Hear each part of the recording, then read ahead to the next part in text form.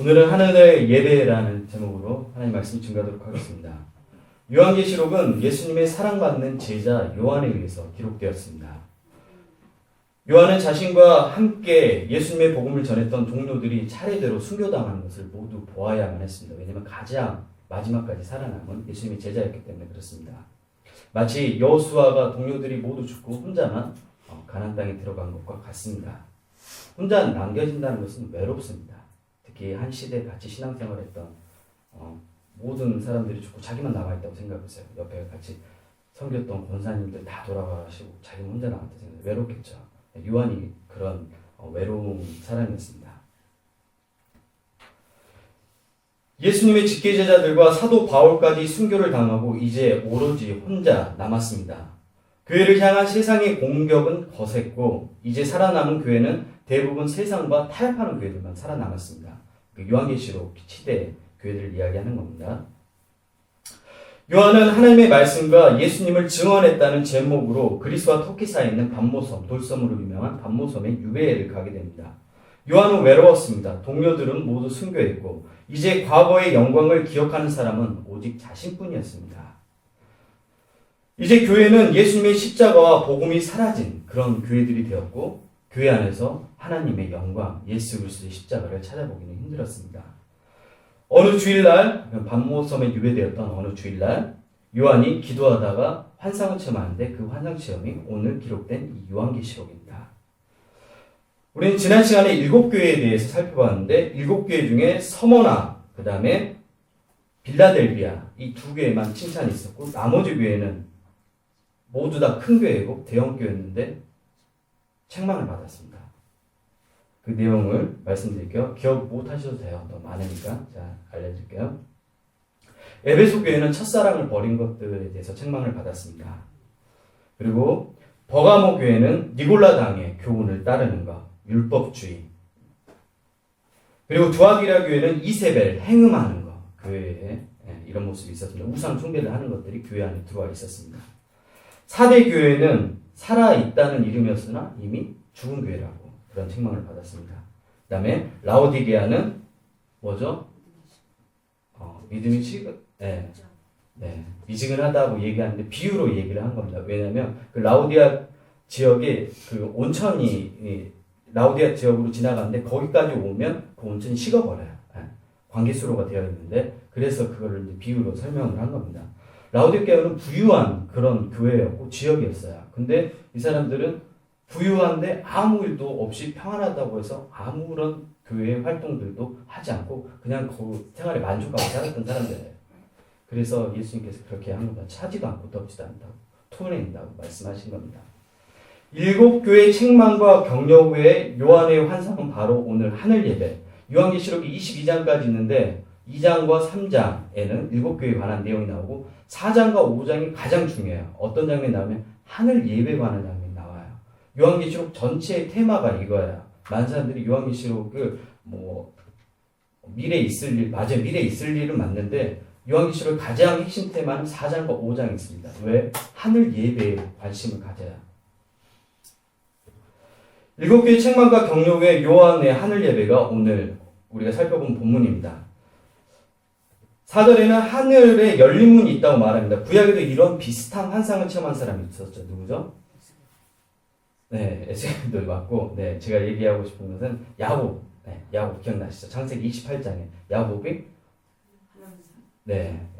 베델이라고 얘기하는 야곱의 사닥다리 환상이 이때 있습니다. 요한도 이와 비슷한 거죠. 요한은 성령에 감동되어 하늘 보좌 앞에 서게 됩니다. 그리고 보좌 앞에는 무지개가 둘러 있습니다. 그리고 그 보좌 앞에 24장로들이 흰 옷을 입고 머리에는 금관을 쓰고 있었습니다. 여기서 24장로는 12지파, 12제자, 그리고 더 크게는 하나님의 자녀인 우리 모두를 상징합니다. 그때 보좌 앞에 번개와 음성, 우레소리가 납니다. 이 보좌라고 계속 나오는데 어려운 것이 아니라 로마의 황제가 앉았었던 그 보좌를 비유로 그림으로 설명해 준 거예요. 왜? 너희가 섬기는 그 로마 황제보다 더 위대하신 어린 양 예수님이 있다고 가르쳐주기 위해서 이 환상을 보여주는 거예요. 그래서 그 보석들 나오잖아요. 천국은 다 보석으로 되어 있대.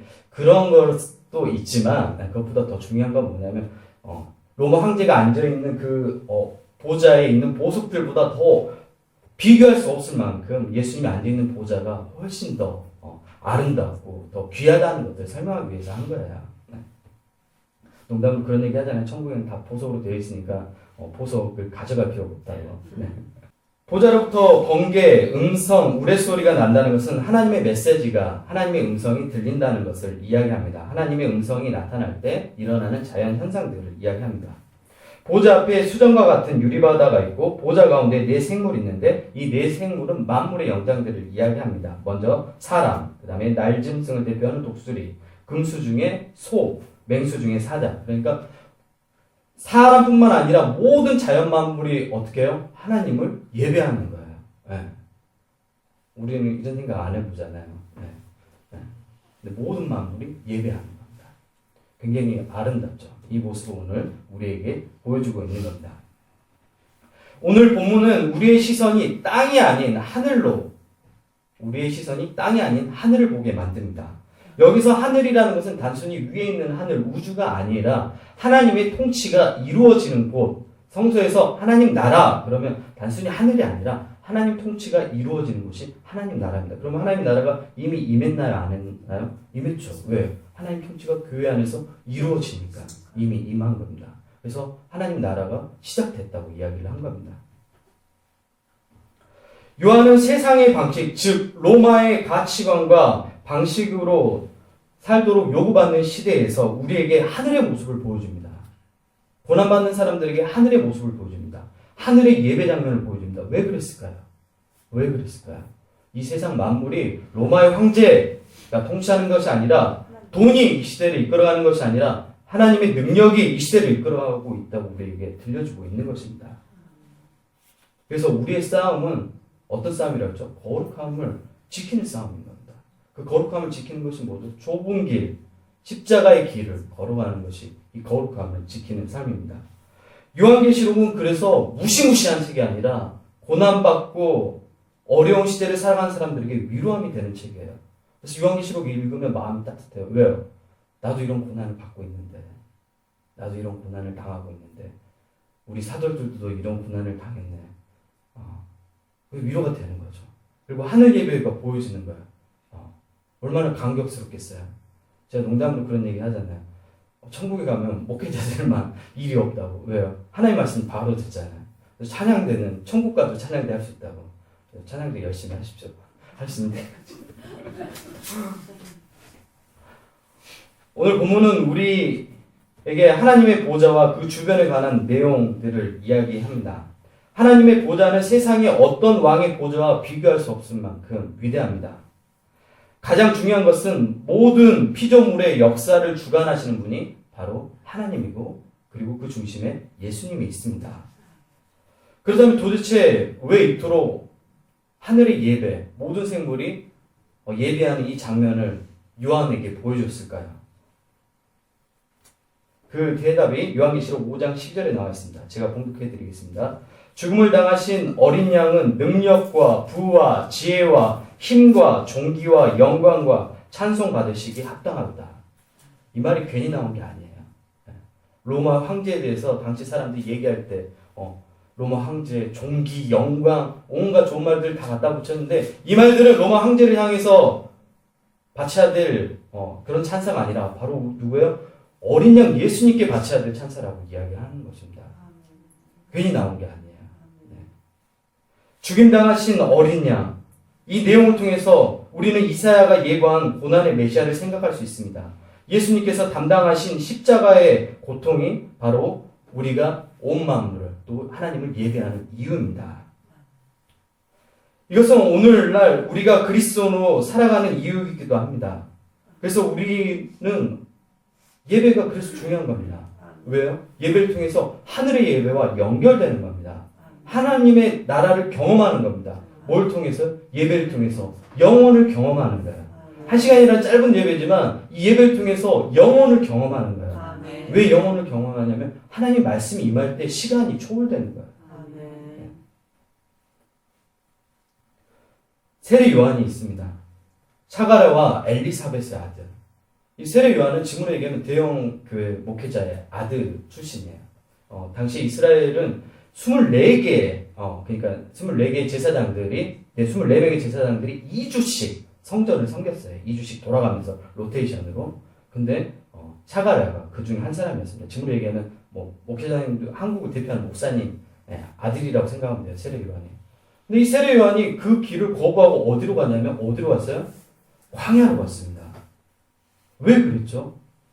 그 세례 요한의 그 젊은 청년 나이가 많지가 않아요. 예수님보다 한 살 많아요. 한 살. 네. 예수님하고 친척이었고.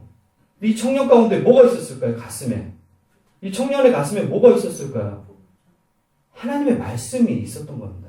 그래서 어디로 갔냐면 광야로 갔어요. 다른 길을 간 거죠. 당시 종교 지도자들과 다른 길. 그리고 그 광야에서 하나님의 말씀과 함께 자라가요. 놀랍게도. 그리고 나중에 어떤 일을 하죠? 예수님이 가는 길을 예배하게 됩니다. 그게 어떤 사역이죠? 세례 주는 사역이에요. 당시 세례를 주는 것은 이방인들이 받았던 거예요.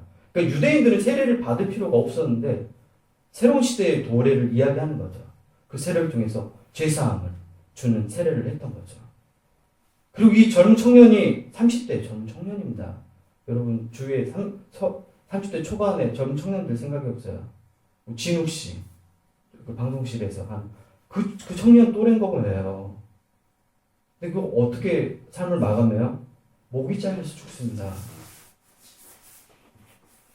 왜 그런 삶을 살았죠? 도대체 그 가슴에 무엇이 있었기 때문에 그렇게 살았을까요?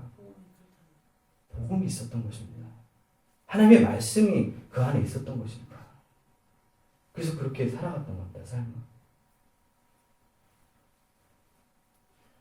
추석 명절 때 저를 가르쳤던 목사님이 있을까요? 저도 어린 시절에 있었으니까 제 모교가 전남 여수에 있는 여천무학교라는 곳인데 이제 은퇴하셨죠. 당연히 나이가 많으시니까 제가 전화를 드려요. 가끔씩 전화를 드리면 저한테 뭐라고 얘기했으면 현직 목사고 저는 있는데 이미 10년이나 지났죠. 은퇴하신데 근데 저한테 뭐라고 얘기하는지 아세요? 은퇴하신 목사님이 이 목사 설교할 때 복음을 전해. 그리고 두 가지를 얘기했어요. 네. 처음 복음 전해라. 두 번째 잔소리를 하시는 거죠. 이제 걱정이 되시니까 저 아들처럼 생각하셨어요. 그래서 또 두 번째 뭐 얘기하는지 아세요? 교회 어르신들 잘 섬겨. 제가 잘 못해요. 부끄럽습니다. 늘 그리고 목사님 통화할 때마다 부끄럽고 그리고 잔소리로 들리지 않아요. 그 얘기를 듣는데 눈물이 나더라고요. 눈물이. 왜 눈물이 나냐면 너무 훌륭하신 분 밑에서 제가 배웠다는 것 때문에 눈물이 나요. 너무 감사해서. 저를 정말 아껴주셨거든요. 아들처럼.